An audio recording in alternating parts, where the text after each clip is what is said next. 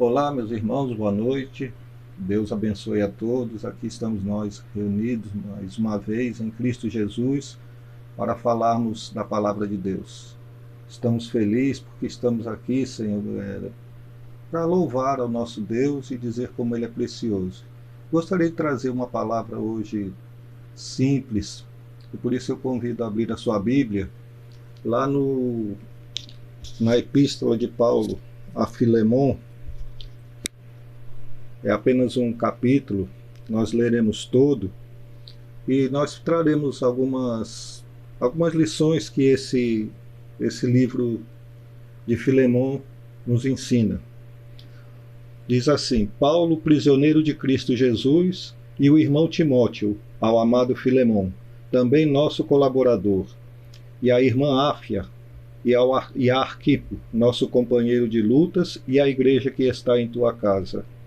Graça e paz a vós outros da parte de Deus, nosso Pai, e do Senhor Jesus Cristo.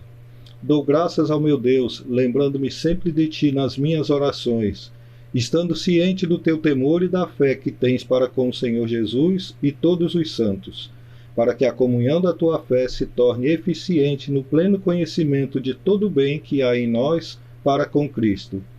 Pois, irmão, tive grande alegria e conforto no teu amor, porquanto o coração dos santos tem sido reanimados por teu intermédio. Pois bem, ainda que eu sinta plena liberdade em Cristo para te ordenar o que convém, prefiro, todavia, solicitar em nome do amor, sendo o que sou, Paulo, o velho e, agora até prisioneiro de Cristo Jesus. Sim, solicito em favor de meu filho, Onésimo, que gerei entre algemas. Ele antes te foi inútil, atualmente, porém, é útil a ti e a mim. Eu te envio de volta em pessoa, quero dizer, o meu próprio coração. Eu queria conservá-lo comigo, mesmo para em teu lugar me servir nas algemas que carrego por causa do Evangelho. Nada, porém, quis fazer sem o teu consentimento, para que a tua bondade não venha a ser como que por obrigação, mas de livre vontade. Pois acredito que ele veio a ser afastado de ti temporariamente, a fim de que o recebas para sempre, não como escravo, antes, muito acima de escravo, como irmão caríssimo, especialmente de mim e com maior razão de ti, quer na carne, quer no Senhor.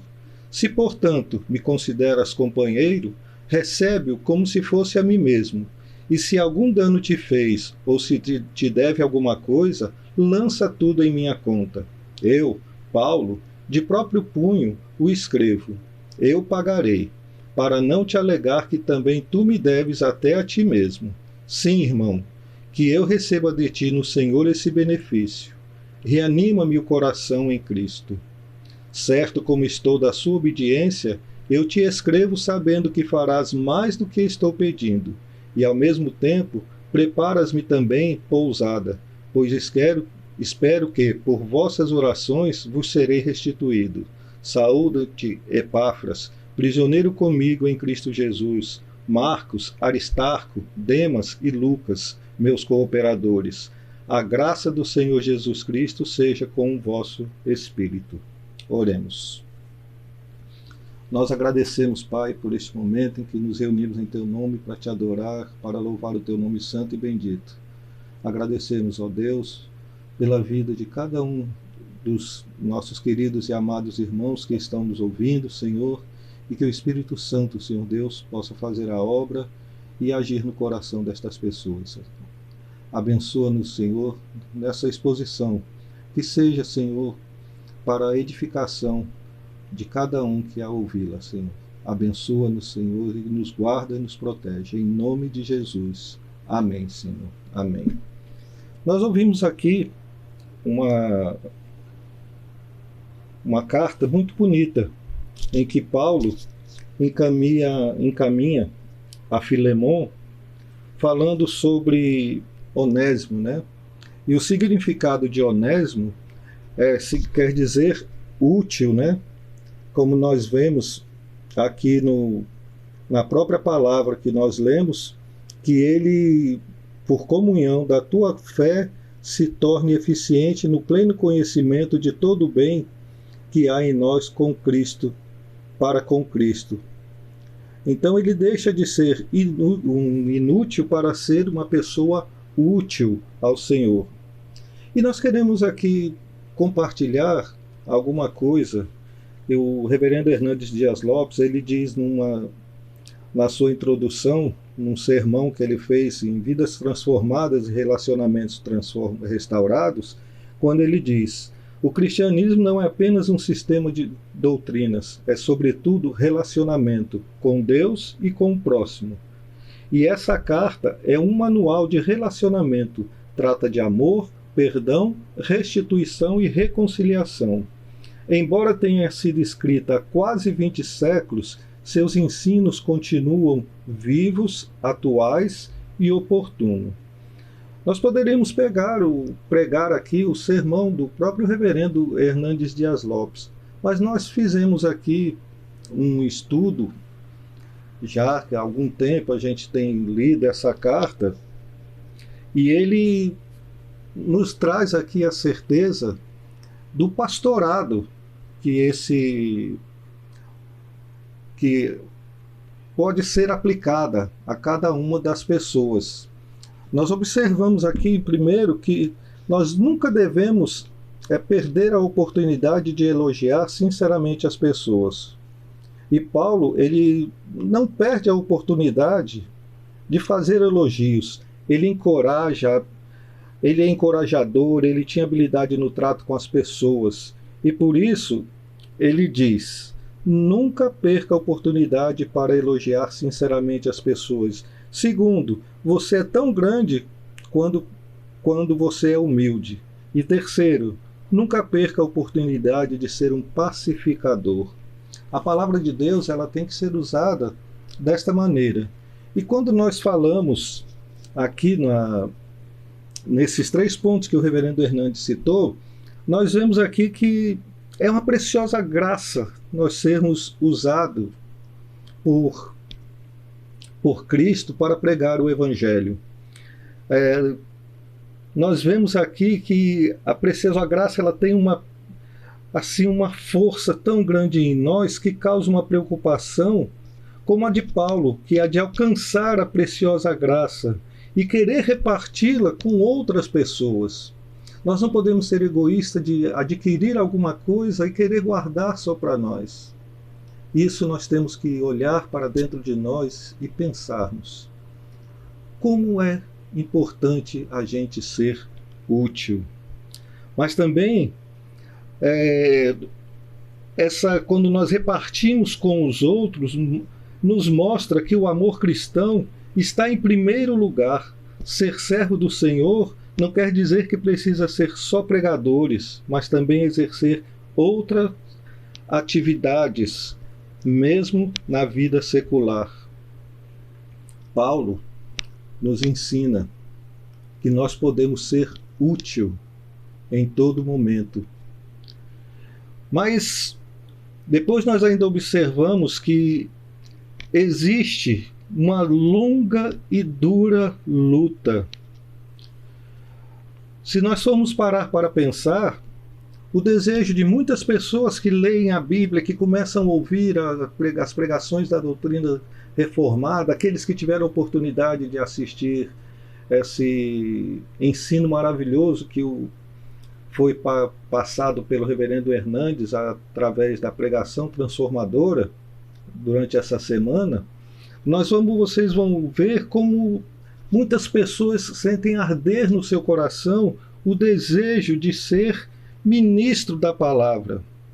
Mas, para podermos ser ministro da palavra, nós precisamos conhecer e entender a soberania de Deus. É saber qual é o nosso ministério, porque na Bíblia diz que cada um tem a sua parte, o seu serviço no seio da igreja. Por isso, meus amados e queridos irmãos, o cristianismo não procurou mudar o sistema da escravidão? É uma pergunta que nós fazemos. Por que seria necessário uma grande revolução E o cristianismo faz a reforma pelo amor e não pela força. Todo esse texto que nós lemos, nós aprendemos que ser cristão tem que ser pela liberdade que Deus nos concede, pela graça de Deus, pela misericórdia de Deus. E tudo ocorre no tempo de Deus. No relato de Filemon, nós observamos que houve um cronograma na vida de Onésimo. Primeiro, Onésimo abandona Filemon. Segundo, Paulo o encontra. Terceiro, Paulo intercede por ele. Quarto, Paulo se identifica com ele. Quinto, Paulo oferece para pagar a sua dívida. Olha o que diz o verso 19 do texto que nós aqui lemos, né? Eu, Paulo, de próprio punho o escrevo, eu pagarei, para não te alegrar que também tu me deves até a ti mesmo. Por isso, meus irmãos, minhas irmãs, nós temos visto a ação do Senhor na vida de muitos servos de Deus espalhados pela face da terra. E em nenhum momento Deus abandona aqueles que Ele chama. Mas também nós vemos aqui que logo depois que Onésimo é recebido por Filemon. Em segundo, ele é restaurado a favor do seu amor. Deus muda o coração do ser humano conforme a sua vontade, e a sua vontade é que não haja distinção social. O que tem havido muito neste nosso mundo perdido nos dias de hoje é esse relacionamento de eu sou melhor, eu sei pregar melhor, eu conheço melhor o sermão expositivo, eu conheço melhor o sermão textual, eu conheço melhor o sermão tópico. O que Deus quer de nós é o nosso coração, que é a nossa vida. Ele nos dá e nos concede tudo isso somente pelo fato de nós o querermos, mas pela sua graça, pelo seu amor por nós. Nós não mereceríamos, mas Deus nos concede. Paulo destaca que quais são os pontos negativos de Filemon. Devemos ser pródigos no encorajamento. E Paulo destaca que a fé de Filemon era demonstrada pelas obras. Filemon tinha uma fé aparente, mas ele precisou demonstrar ou de outra forma. E Paulo, conversando com ele, mostrou a diferença entre a fé visível e a fé invisível. Nós temos que crer naquilo que nós não vemos, acreditar naquilo que Deus nos fala através da sua palavra, que é a Escritura. Olha só, Paulo enaltece os efeitos do amor de Filemon na vida das pessoas, no versículo 7, quando ele diz: Pois, irmão, tive grande alegria e conforto no teu amor, porquanto o coração dos santos são reanimados por teu intermédio. Por isso, nós vemos que Paulo não deixa que as pessoas humildes elas sofram. Paulo não se apresenta aqui como um apóstolo, mas ele se apresenta nesta epístola como prisioneiro de Cristo. Quando ele vai interceder por um escravo, ele coloca-se no nível deste escravo. Ele poderia aqui usar a sua intimidade, a sua autoridade de apóstolo, mas ele se apresenta no versículo 1 como Paulo, prisioneiro de Cristo. E por último, nós não podemos deixar de ser pacificadores, tentar trazer a paz para dentro da igreja. E Paulo usa vários argumentos para apelar a Filemon, para que recebesse com todo carinho a Onésimo. Paulo foi um intercessor, um mediador, foi um pacificador. Ele foi um construtor de pontes. E nós temos construído pontes ou temos cavado abismos entre as pessoas? Paulo usou muito aqui no seu texto da reputação de Filemon. Ele, na sua intercessão, ele diz aqui, né? Pois bem, ainda que eu sinta plena liberdade em Cristo para te ordenar o que convém, prefiro solicitar em nome do amor, sendo o que sou, Paulo, o velho, e agora até prisioneiro de Cristo Jesus. Sim, solicito-te em favor de meu filho Onésimo, que gerei entre algemas. Olha, Paulo, ele procura interceder de forma pacífica. Ele prefere interceder de forma tranquila.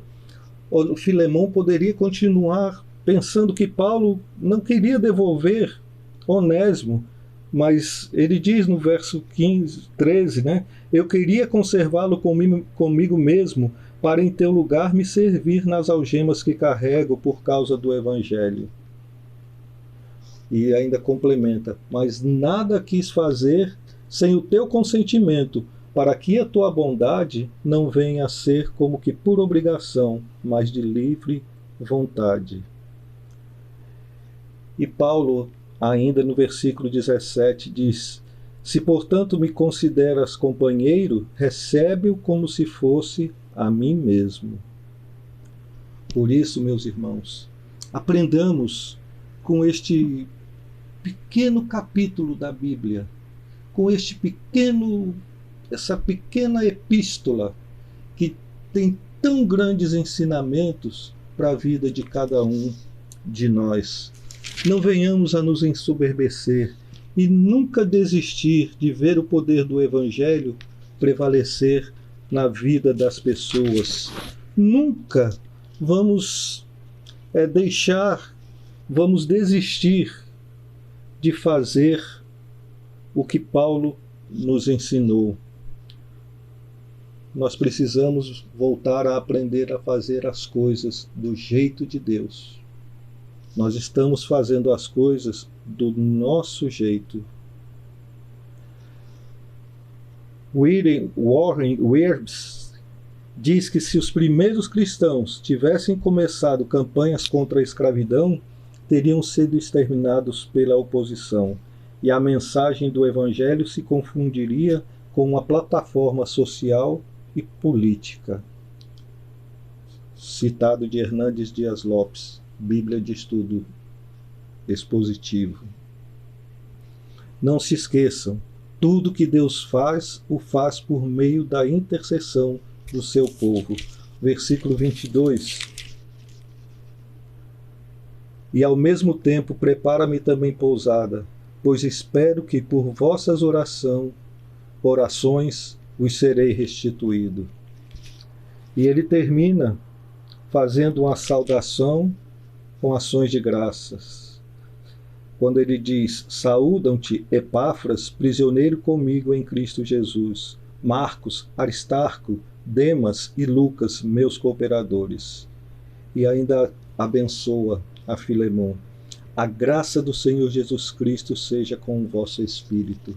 Que assim nós também façamos, que assim nós também sejamos pacificadores, sejamos abençoadores, para que a vida de cada um de nós possa ser exemplo, e que nós sejamos luz por onde passarmos e não trevas. Que nós possamos nos apresentar diante de Deus, diante do povo, com o coração aberto, em nome de Jesus. Amém. Oremos.